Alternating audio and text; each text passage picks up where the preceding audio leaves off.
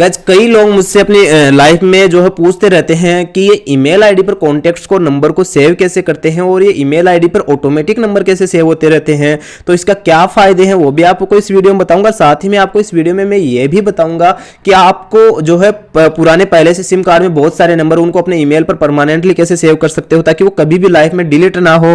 दूसरी चीज ये हो जाती है कि उनको अब मान लीजिए कि अब आपने एक बार सेव कर लिया तो आप जब भी किसी नए पर्सन के नंबर सेव करो वो ऑटोमेटिक ही जीमेल के अंदर आपकी ईमेल आईडी के अंदर ऑटोमेटिक ही सेव होते रहे, उनका बैकअप वहां पर ऑटोमेटिक ही होता रहे। इसके लिए आपको क्या करना पड़ेगा ये सारी बातें इस वीडियो में करने वाले हैं, तो बने रहिए उस पूरे वीडियो में। वेल गाइस वीडियो में आगे बढ़ने से पहले यार एक छोटा सा इंट्रोडक्शन तो आपके भाई का भी बनता है। तो वेल गाइस मैं बता दूं कि मेरा नाम है शंकर और हमेशा की तरह न्यूटेक के चैनल पर आपका स्वागत है।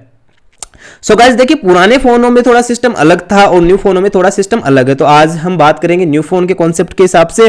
और अगर आप ये वीडियो अच्छे से समझ लोगे तो आप पुराने फोन में भी सेम टू सेम कर पाओगे। तो यार अगर हम प्रैक्टिकली समझना चाहे तो हमें मोबाइल की स्क्रीन पर चलना पड़ेगा, तो मोबाइल की स्क्रीन पर चलते हैं और वहां पर जाकर समझाता हूं मैं आपको एक्चुअल में आप कैसे जो है बैकअप ले सकते हो अपने कॉन्टेक्ट्स का और कैसे उनको फिर बाद में एक्सपोर्ट कर सकते हो, ये भी मैं आपको बताऊंगा। ऐसा नहीं है कि आपने एक बार सेव कर लिया, अब आप मान लो आपने एक बार सेव कर लिया, जैसे आपने सेव किया अब आपका फोन खो गया, अब आप नया फोन लेते हो लेकिन आपके पुराने नंबर आपको चाहिए होती है। मान लीजिए सिम कार्ड बंद हो गई, आपको अपने पुराने नंबर चाहिए होते हैं, अब क्या करोगे आप? तो तब आपके सेव अगर किए हुए हैं तो आप उनको कैसे वापस अपने फोन में ला सकते हो ईमेल आईडी से, सारे के सारे बातें इस वीडियो में करेंगे। वीडियो देखने के बाद में आपको समझ में आ जाएगा कि एक्चुअल में मैं क्या समझाना चाहता हूं, आपको क्या जरूरत है इस सब चीजों की। देखिए इसके सबसे बड़े दो फायदे होते हैं कि आपको कभी भी जिंदगी में अपने कॉन्टैक्ट नंबर नहीं खोओगे, और दूसरा सबसे बड़ा फायदा यह हो जाता है मान लीजिए अगर आप कभी खो भी देते हो अपने कॉन्टैक्ट नंबर या फिर जो है कुछ भी इंपॉर्टेंट चीजें खो देती हो तो उनको आसानी से रिस्टोर कर पाओगे।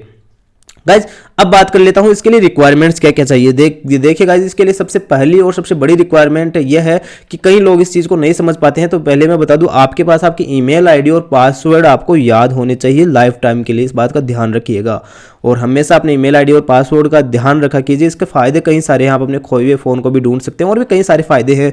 तो आपको ईमेल आईडी और पासवर्ड जो आपके फोन में रजिस्टर्ड है, फोन में लगी हुई है, लॉगिन है आपके गूगल अकाउंट, उसको आपको पहले लिखकर रख लेना है और उसके पासवर्ड भी लिखकर रख लेने हैं, तभी आपके काम के रहेंगे, वरना आप रिस्टोर कैसे करोगे। तो चलिए चलते हैं अपने मोबाइल की स्क्रीन पर, आपको समझाता हूं सारी डिटेल्स के अंदर कैसे आप अपने कॉन्टैक्ट नंबर को ईमेल पर सेव कर सकते हो और कैसे उसको ऑटोमेटिक ही सेव होते रहे, इसके लिए हमें क्या प्रोसेस करनी पड़ेगी। तो चलिए चलते हैं अपने मोबाइल की स्क्रीन पर और वहां पर जाकर सीखते हैं। हाय गाइस, तो आ गए हम अपने मोबाइल की स्क्रीन पर। अब आपको सिंपली कुछ नहीं करना, सबसे पहले अपनी सेटिंग्स में चले जाना है। सेटिंग्स में जाने के बाद में यहाँ पर आपको ऑप्शन मिलेगा यूज़र एंड अकाउंट्स। अपने अपने हिसाब से सेटिंग्स में सर्च कर लीजिएगा, अलग अलग हिसाब से अलग अलग जगह लिखा हुआ होता है।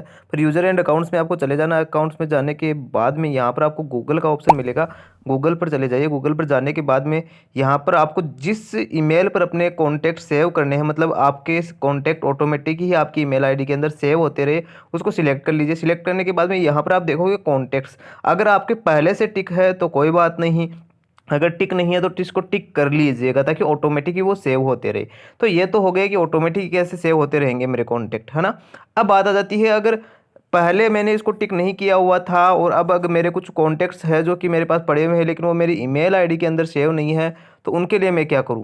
तो उनके लिए आपको अगर वो कॉन्टैक्ट्स भी अपने ईमेल आईडी में सेव करने हैं, मतलब फ़ोन में सिम में जितने भी कॉन्टैक्ट्स हैं आपके, वो सारे आपको अपनी ईमेल आईडी में परमानेंटली सेव करने हैं। उसके लिए आपको क्या करना होगा? उसके लिए सिंपली आपको यहाँ पर कॉन्टैक्ट्स में आ जाना है। कॉन्टैक्ट्स में आने के बाद में ऊपर आपको थ्री डॉट, ये जो दो डॉट दिख रहे हैं, इस पर क्लिक कर लेना है। सेटिंग्स में चले जाना है और यहाँ पर आपको दो ऑप्शन दिख रहे होंगे, इंपोर्ट एंड एक्सपोर्ट कॉन्टैक्ट्स, इस पर आपको सिंपली क्लिक कर देना है। क्लिक करने के बाद में यहाँ पर आपको सबसे पहले क्या करना होगा कि अपने कॉन्टैक्ट्स को अपने स्टोरेज डिवाइस में सेव करना होगा ताकि हम उनको ईमेल के अंदर सेव कर सके। तो सबसे पहले इनको एक्सपोर्ट करना होगा, सारे कॉन्टैक्ट्स की एक लिस्ट बनानी होगी और वो आपके स्टोरेज डिवाइस में सेव हो जाएगी। डोंट वरी गाइज, कुछ नहीं करना आपको, simply export to share devices पर क्लिक कर लीजिए। तो ये यहाँ पर आपके जो भी कॉन्टैक्ट्स है, ऑल कॉन्टैक्ट्स, फ़ोन के, टेलीग्राम के, वूटीम के, ये सारे ऐप्स है जो मेरे, तो मैं ऑल कॉन्टैक्ट्स पर क्लिक कर लूँगा जिसमें मेरे 4380 कॉन्टैक्ट्स है। तो मैं 4380 कॉन्टैक्ट्स को अपने मोबाइल के अंदर सेव कर दूंगा। यहाँ पर एक्सपोर्ट पर क्लिक करूँगा और एक्सपोर्ट करने के बाद में मान लीजिए मैं एक चीज़ को नाम दे देता हूँ और इसको एक्सपोर्ट पर क्लिक कर दूंगा। एक्सपोर्ट पर क्लिक करने के बाद में ये जो है मेरी फाइल में पूछेगा कि कहाँ पर मैं इनको सेव करना चाहता हूँ। सेव करना चाहता हूँ VCF नाम से सेव होगा, तो यहाँ पर ही मैं इसको अपनी फाइल में सेव कर दूंगा। तो यहाँ पर मैंने देखो सेव कर दिया है। सेव करने के बाद में देखिए वो एक्सपोर्ट, वो फाइल सेव हो चुकी है। अब आपको जिस भी ईमेल आईडी पर आपके मतलब कॉन्टैक्ट की एक फाइल बन चुकी है, अब आपको जिस भी ईमेल आईडी के ऊपर वे कॉन्टैक्ट हैव बीन एक्सपोर्टेड ये लिखा हुआ आ चुका है, अब आपको जिस भी ईमेल आईडी पर जो है अपने कॉन्टैक्ट नंबर को सेव करना है, उसके लिए आपको कुछ नहीं करना, ऊपर लिखा हुआ होगा इंपोर्ट फ्रॉम स्टोरेज डिवाइसेस। ठीक है, अगर दूसरे फ़ोन में आपकी फाइल पड़ी हुई है तो दूसरे फ़ोन से कर लीजिए, otherwise import from storage devices इस पर क्लिक कीजिए। अब जिस ईमेल में आपको सेव करनी है उस ईमेल को सिलेक्ट कीजिए।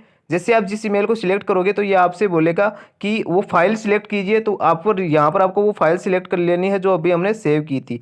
तो देखिए यहाँ पर कौन सी वो फाइल थी वो देख लीजिए, cc.vcf ये वाली जो फाइल थी, इस पर सिंपली आपको क्लिक कर देना है। क्लिक करने के बाद में आप देखोगे कि ये इंपोर्ट होना स्टार्ट हो जाता है।